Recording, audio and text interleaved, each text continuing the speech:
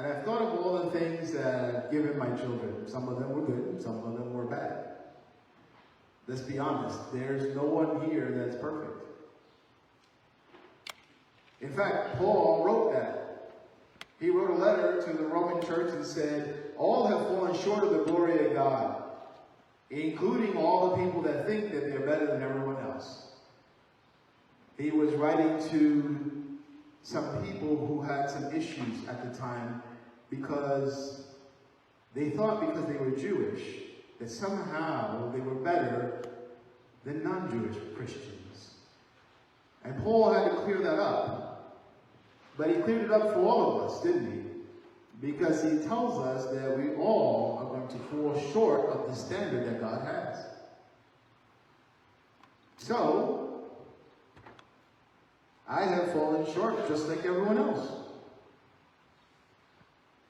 I remember when my daughter was born, and I know it sounds cliche, but it does feel like yesterday. And I thought to myself, this is very odd. There was a mix of absolute ecstatic joy because finally she showed up into the world, and it was around 2 a.m. when that happened. I still remember that. And then there was this sudden grip of absolute fear. Now, I've never really said that to anybody, but it's true. I thought to myself, in another day or so, I'm going to take home a human being. And I have no idea what to do with this human being. I'm supposed to raise this person and somehow not screw it up. And I realized something. They don't give you any instructions. Then you're lucky if you get a couple of diapers and they say, see you later. Oh, by the way, do you have a car seat? That's what they're worried about, a car seat.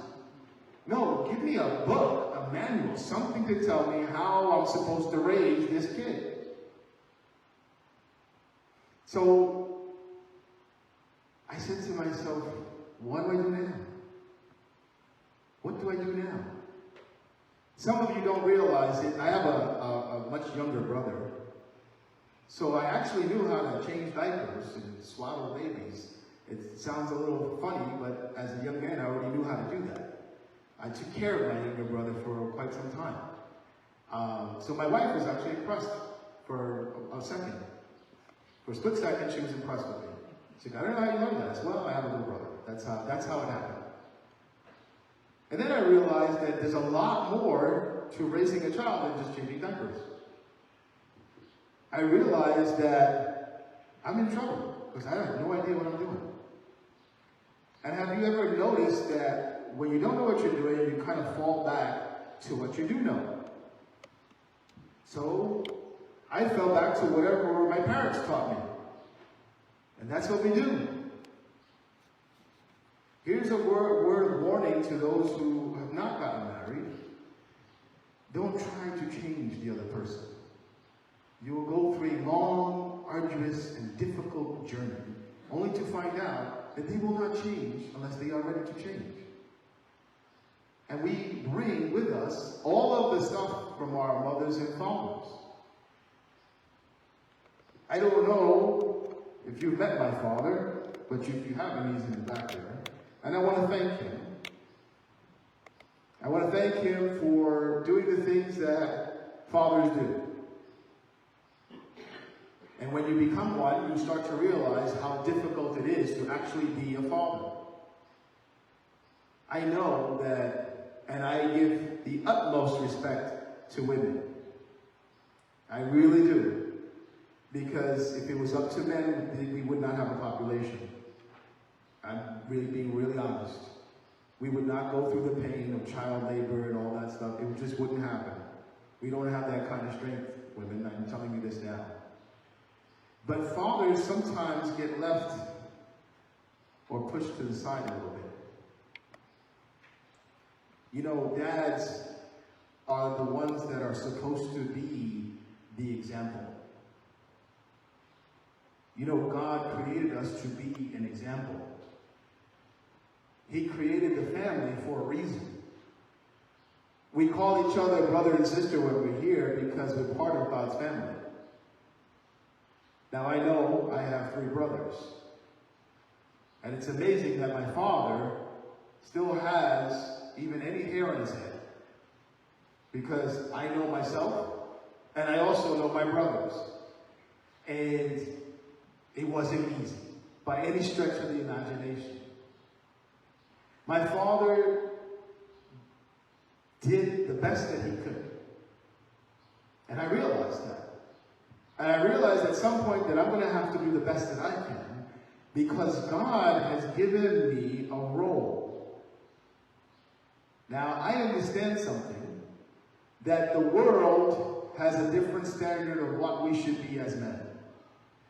We should be conquerors. We should go out and we should do all the things that successful people do.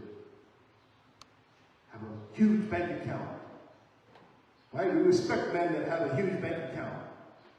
We respect those people that are famous, or have some special skill, or some special talent. But most of us could care less about the dad in the street. We see him pushing a stroller, and we wonder, and we shake our head, because it doesn't look manly to anybody. There's no movies about that man. There's no great, wonderful accolades that this person's going to have. Yet it is the most difficult job you will ever have in the world. And I thought, stupidly thought, goes to show you that I'm not that smart, that when my kids got to be 18 or 19 years old, that it's going to be over. That's it. They're going to be out of the house. I won't have to worry about them. Instant adults. Just a side note, I love my children, and they are still in my house, and they are well past the age of 18 and 19. And then I came to a realization that I will never stop being their dad. Even if they left my house, I'm always going to be their father. No one can take that away from me. Just like my dad is there, I won't say his age, but he's well advanced in years and he's still my dad. I respect that. I respect that God has given me and all the men that are around me the ability to be fathers. Now, some of us are fathers biologically. I get it. Some of us are fathers because we take the role on of being a father. You see, not everybody gets to have their own child, but there are plenty of children out there that need a father. They need a role model. They need us. It's part of what God designed in having a family. Fathers take on the responsibilities that a lot of people don't want to take. Financially, Dad can have some money. Sure. That's what my father used to say. Hey, just go shake the money tree back there. I tell my kids there is no money tree. It died a long time ago. It got cut down. But every time they need something, Dad, can I borrow the car? Dad, oh, I need my tuition payment. And we do it. And we drive the old car so that the rest of the family can have the new car. Why? So that they are comfortable, so that they don't get broken down. Because Dad, that's what Dad does. Dad sacrifices. And some of us don't realize the sacrifice because we don't announce it most of the time. Some of us have careers or jobs, or we have these vocations that we take on because we have to support our families. And guess what? For some dads, it wasn't their lifelong dream. But they realized something that was greater than the success of money or the success of material wealth. They realized they have a bigger responsibility. Everyone asks me, what's wrong with this world? Why do we have so many problems in this world? Have you ever noticed how many laws we have? Do you know that there were 10 commandments? Some of us may not realize that. The Old Testament has 10 commandments. They were pretty straightforward. You shouldn't kill people. You shouldn't lie about your neighbor. You should love the Lord your God with all your heart and might and strength. You shouldn't commit adultery. And then there were 613 laws that people came up with to try to keep those laws. Have you ever seen the law books in New York City? Have you ever seen the law books in New York State? We have laws on top of laws on top of laws, and we try to do the impossible. You know what the impossible is? We are trying to legislate morality. But you know where morality starts?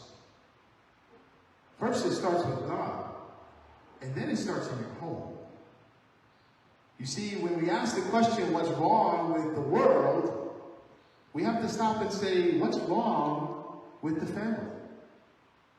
Because everybody starts out somewhere in a family. And as dads, some of us think that it's only to provide a check. Well, I work for a living, and I work hard, and I just provide the check.